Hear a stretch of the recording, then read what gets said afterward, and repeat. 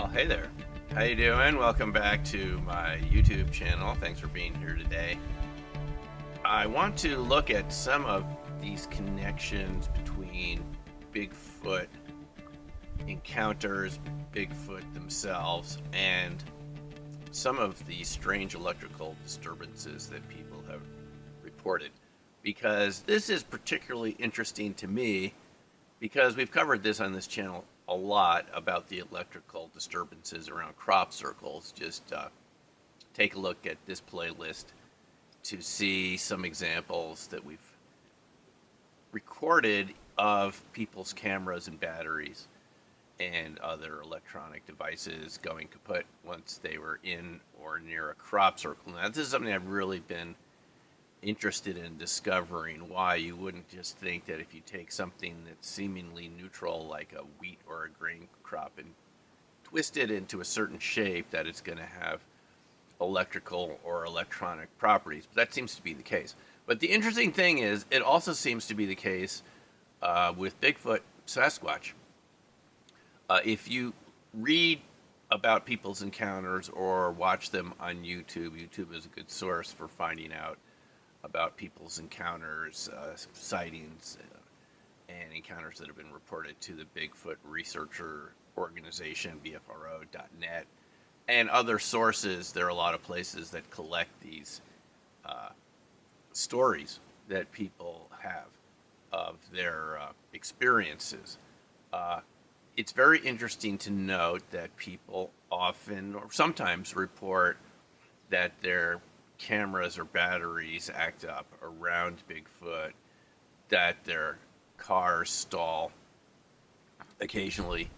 And even at that Bailey conference that I went to in Colorado in May, which I made a video about to describe some of the lectures there and the people I met, I asked Jim Myers of the Sasquatch Outpost at the end about this issue, and he said, if I remember correctly, that they were at one area and reported Bigfoot activity, and a number of their car batteries were dead when they came back to the parking lot.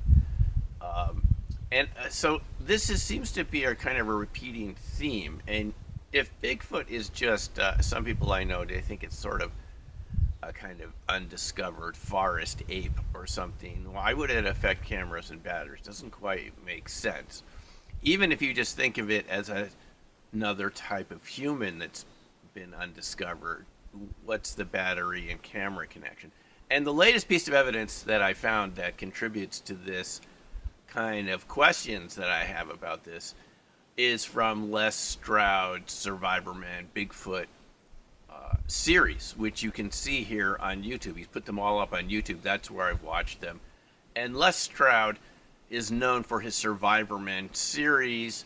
You know, he's a Canadian survival instructor, and he goes outdoors and shows how to survive in the wild and so forth and start fires. But he also had this Survivorman Bigfoot episodes, at least 11 that I know about, plus a couple bonus episodes.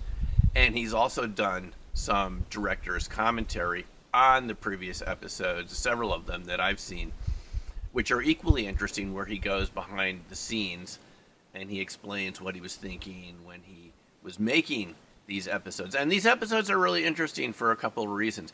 Les Stroud, as he says, is not a believer or a skeptic. He's just open to evidence. And I kind of identify with that because all these topics we've explored here on my Opening Minds channel here on YouTube, any of these topics, I came to all of them neither being a believer or a skeptic, just open to whatever the evidence was. And I found that these topics are by and large real. They have a lot of evidence behind them. And so when Les Stroud goes out to these locations, whether it's Klemtu, BC, or the Smoky Mountains, Radium Hot Springs in the Canadian Rockies, or Willow Creek, Bluff Creek area where the Gimlin-Patterson film was recorded in 67 or something like that. He records not only of his experiences, and some of them are quite interesting. He puts cameras around and puts up kind of like bait, like apples or power bars on trees overnight, and sees if anything shows up. He also does a lot of interviews with locals, which are really fascinating if you listen to people's descriptions of what they've encountered, the size of these creatures, and so forth. That is equally fascinating. And two episodes in particular I'm still thinking about. One is a bonus episode where he goes to an area outside of Portland where a woman says she's seen Bigfoot on her property. And I remember he invited someone else to come with him. They see balls of light come out of the trees in this area that they're looking at. This is something that's been reported time and again around the Bigfoot phenomena.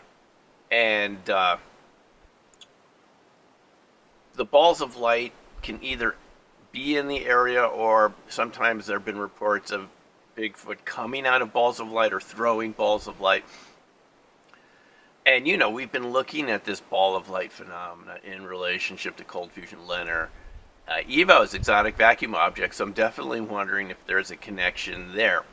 And then in another episode, in the Bluff Creek episode, it was really rainy. They had some really interesting experiences around the rain, knocking sounds that stopped as soon as they lit a fire, and some other experiences that less considered to be kind of strange that night, kind of weird, not proof of anything, but kind of strange. But one of the pieces of evidence was their cameras acted up in a really strange way, and it wasn't because of the rain, because it's never done that before, or hadn't done that before. It's never done it again.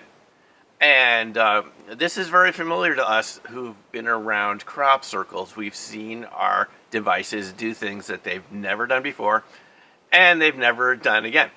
And so, the type of person I am, I'm kind of looking for some connections here. I could be totally wrong about this, but I'm assuming we're dealing with some sort of similar electromagnetic phenomena related to balls of light, related to these exotic vacuum objects, these little fireballs. We call them fireballs, but they can be cool to the touch. They're not necessarily warm. Balls of light. Ball lightning, if you will. Which people have known about for hundreds of years and have lacked an explanation. They're not always physically warm. The fact that there's this ball lightning around Bigfoot, around crop circles, around UFOs, I'm just going to take the position that we're dealing with the same sort of phenomenon with the ball lightning and these the Bigfoot creatures or the UFO sightings or crop circles. That I'm going to say that we're generating exotic vacuum objects in all these different instances, these variety of phenomena. And that would mean that there's some very common scientific principles at work. Now, it's too early to say exactly what that means, but it does seem consistent with what Bob Grenier of the Martin Fleisch Memorial Project has said time and time again, is that EVOs are natural. Nature makes them. It's part of lightning. Every lightning has some ball lightning associated with it, whether you see it or not. These EVOs exist every time you get a little static shock walking across the rug and touching a doorknob, every time you create any sort of shaking cavitation of water or something like that. Now, as you're probably aware, if you've been watching my channel recently, there's a huge connection between these exotic vacuum objects and electronic destruction. EVOs really seem to wreak havoc on electronics because they're a concentrated charge cluster of electrons, and they have a really huge electrical potential.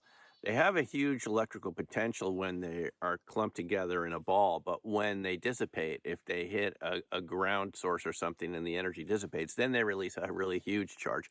And this is something I think we've seen in crop circles when cameras have been shorted out, solder joints melted on the inside in something, when the cameras have been near or on top of the crop circles.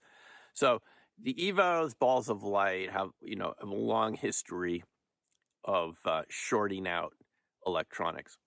So it's not something you can always easily see with the naked eye. But nonetheless, it's a natural phenomenon. It's something that exists around us, and therefore it wouldn't be surprising that other types of intelligence on our planet in the universe are using it possibly as a type of energy source or connected to it in a way that we don't understand. And I think that's something really intriguing to consider. You've probably never thought of Bigfoot being kind of an electrical creature, but people report all sorts of strange light phenomena around Bigfoot. Static discharges, eerie blue glowing colors around the Bigfoot bodies, and other types of colors.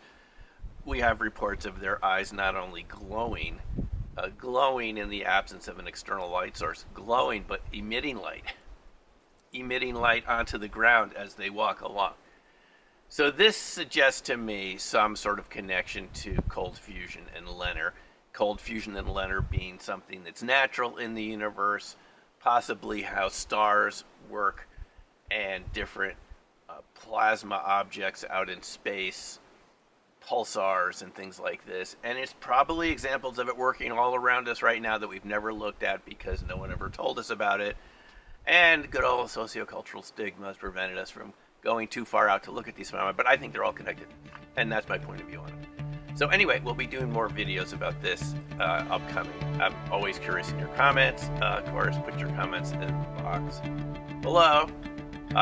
Always interested in your point of view on this too. I'm just sharing my point of view. Could be wrong, but that's how I'm looking at it at the moment. So anyway, thanks for watching. We'll see you in the video. Take care for now. Bye.